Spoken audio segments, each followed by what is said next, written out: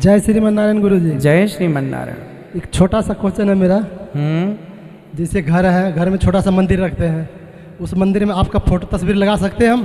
भगवान के चरणों में रख दीजिएगा दास को। जैसे सुना हो भगवान से भी ऊंचा स्थान गुरु जी को दिया जाता है। ना ना, गुरु परमात्मा का पुजारी होता है और उसे मिलाने वाला मीडिया होता है। गुरु भगवान नहीं होता, भगवान तो भगवान ही होता है। लेकिन उस परमात्मा को पाने के लिए एक विधि बताई है परमात्मा ने कि अपने गुरु को आप एज ए गॉड ट्रीट करना, उससे भगवान की तरह व्यवहार करना, ताकि जब तुम यहाँ से जाओगे। नमस्कार दोस्तों, स्वागत है आपका हमारे YouTube चैनल पर। दर्शकों, आज हम लेकर आए हैं आध्यात्मिक ज्ञान चार दो संतों के बीच में, जिसमें एक तरफ है अनंताचार्य जी महाराज और दूसरी तरफ है संत रामपाल जी महाराज। दर्शकों, वीडियो बिल्कुल भी छोड़कर मत जाइएगा, क्योंकि आज की वीडियो में अनंताचार्य जी महाराज जी की भरी सभा में उनके शिष्य ने बहुत ही महत्वपूर्ण सवाल किया है। उन्होंने यह सवाल किया है कि महाराज जी, क्या हम अपने गुरु का फोटो भगवान के साथ लगा सकते हैं या नहीं लगा सकते हैं? दर्शकों, आपके मन में भी इस प्रकार का अगर क्वेश्चन आता है तो देखिए इस वीडियो को। दर्शकों, पहले जानते हैं अनंताचार्य जी महाराज जी के विचार। जय श्रीमन नारायण गुरु जी। जय श्रीमन नारायण। एक छोटा सा क्वेश्चन है मेरा। जैसे घर है, घर में छोटा सा मंदिर रखते हैं, उस मंदिर में आपका फोटो तस्वीर लगा सकते हैं हम? भगवान के चरणों में रख दीजिएगा दास को। जैसे सुना हो भगवान से भी ऊंचा स्थान गुरु जी को दिया जाता है। ना ना, भगवान से ऊंचा स्थान किसी का नहीं है। हाँ, भावना है कि भगवान तक पहुंचाने वाले गुरु जी हैं, पर भगवान से बड़े गुरु जी नहीं होते। भगवान सबसे बड़े हैं। गुरु जी भी तो यही कहते हैं, भगवान के पास चलो, भगवान का चिंतन करो। अब गुरु जी ये कहते कहते कि भगवान की चिंतन करो, खुद भगवान बन गए, वो गलत हो जाएगा।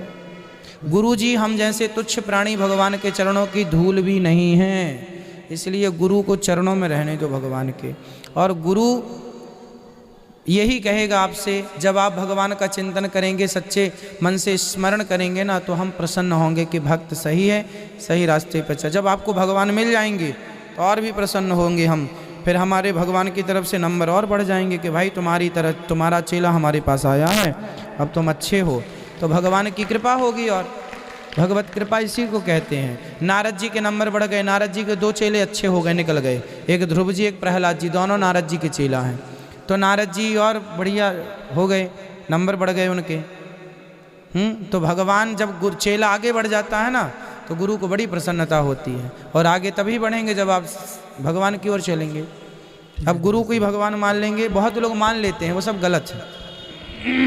दर्शकों, अब जानते हैं संत रामपाल जी महाराज जी के विचार। जैसे आजकल परंपरा चल गया है कि गुरु ही भगवान होता है, गुरु भगवान नहीं होता। वो तो भगवान ना आए थे सीधे गुरु बन के, और अपनी भक्ति की सतिथि बना के रखनी थी। काल नो सोचा है नकली संत नकली पंथ बना के, नकली नाम जाप करा के इनकी भगवान से आस्था हटा दूं। जो साधना ये करेंगे उससे लाभ तो होना नहीं, आपत्ति नो की नो पड़ेंगी आके, तो कुछ दिन में भक्ति छोड़ देंगे। और परमात्मा सोच क्रियाएं करता है, आप भी आते हैं, कोई एक आधा संत भी भेज देते हैं, तो अधिकतर स्वयं ही आए हैं मालिक ने, और स्वयं ही वो काम करा जो भगवान किया करते हैं। तो वो तो भगवान और गुरु वो तो वन, ऑल इन वन थे, वो तो सब कुछ थे दाता। लेकिन अन्य जो गुरु है वो गुरु है और भगवान अन्य है। गुरु परमात्मा का पुजारी होता है और उसे मिलाने वाला मीडिया होता है। गुरु भगवान नहीं होता, भगवान तो भगवान ही होता है। लेकिन उस परमात्मा को पाने के लिए एक विधि बताई है परमात्मा ने कि अपने गुरु को आप एज ए गॉड ट्रीट करना, उससे भगवान की तरह व्यवहार करना, ताकि जब तुम यहाँ से जाओगे इसी रूप में आगे भगवान परीक्षार्थ बैठेगा। और यहाँ जैसा व्यवहार आप कर रहे हो, जैसे विचार अपने गुरुजी के प्रति रखते हो, वो वहाँ भी होंगे। तो वहाँ जैसी आपकी व्यवहार विचार त्रुटि युक्त होंगे, तो वहाँ से आपको रिजेक्ट कर दिया जाएगा, फिर वापस गिर जाओगे। तो इसलिए परमात्मा कहते हैं, गुरु मानुष कर जानते ते नर कहिए अंध, महादुखी संसार में आज्ञा काल के फंद। गुरु गोविंद कर जानियो रहियो बचन समाए, और मिले ते दंडवत बंदगी नहीं पल पल ध्यान लगाए। अब कहने का भाव क्या है कि जैसे ये दास है, इस दास के स्थान पर भगवान आ सकते थे, वो आ जाएं, और आप उनको खोज रहे हो, भगवान अब यहाँ आ जाएं, वो भगवान आपका कैसा व्यवहार होगा?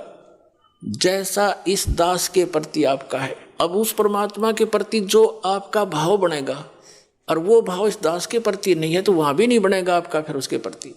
अब जैसे परमात्मा यहाँ आ जाए आपको, जिसकी आप खोज कर रहे हो, तो किस प्रकार लपटोगे उसके चरणों में, रोगे, मुंह की तरफ देखोगे, 100 बार शुक्र मनाओगे, भगवान बड़े भाग जाएंगे, दर्शन होगे। जिस भगवान को हम खोज रहे हैं और वो आज इस दास के स्थान पर होता, वो तो हजारों बार हुए हैं, रहे हैं दाता, हम नहीं समझ सके। उसको जन साधारण एक भक्त संत समझ कर हमने उनसे डील किया। आप जो व्यवहार मेरे से कर रहे हो ऐसा है उसके साथ करोगे, तो परमात्मा वहां जब जाएगा तो यहाँ ये सोचकर हमने गुरुदेव से डील करना चाहिए कि मान लियो भगवान बैठे हमारे सामने, भगवान के सामने कपट से बात नहीं की जा सकती। जो वचन, जो आदेश देव श्रोधार्य ही होना चाहिए, अपनी नहीं चलानी चाहिए, क्योंकि वो आपके हितैषी हैं, आपका बुरा नहीं चाहते, केवल भले के लिए आपको आदेश देंगे, ऐसा नहीं करना, ऐसा नहीं करना, केवल ऐसा ही करना। तो ये तुम वचन मानोगे तो भगत बनोगे और आपका कल्याण होगा। यहाँ कहते मुख पर वचन करे पर माना और घर पर जाकर करे विज्ञाना। मुख पर तो गुरु जी की बात मान ले, हाँ जी हाँ जी, और घर जाकर न सोचो ना, नो थोड़ा ऐसे थोड़ा करना है, बताइए मर्यादा कैसे छोड़ेंगे, तो फिर के खाक से सो तुम।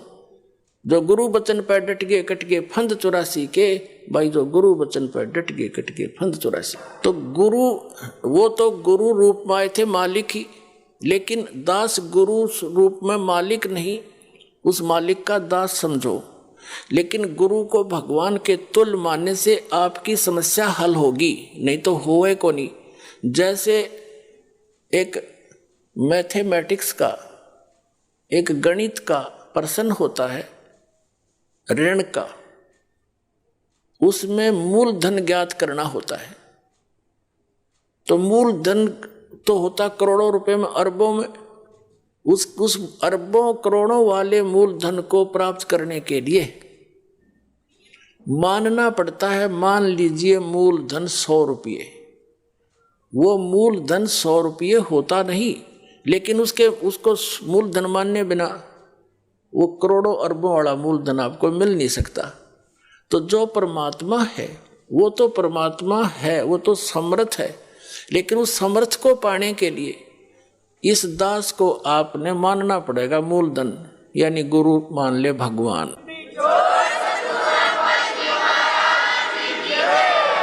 तभी आपकी यह समस्या हल होएगी, नहीं तो कति नहीं हो, 0 नंबर आओगे आपके। तो इस प्रकार समझदार को संकेत बहुत होता है।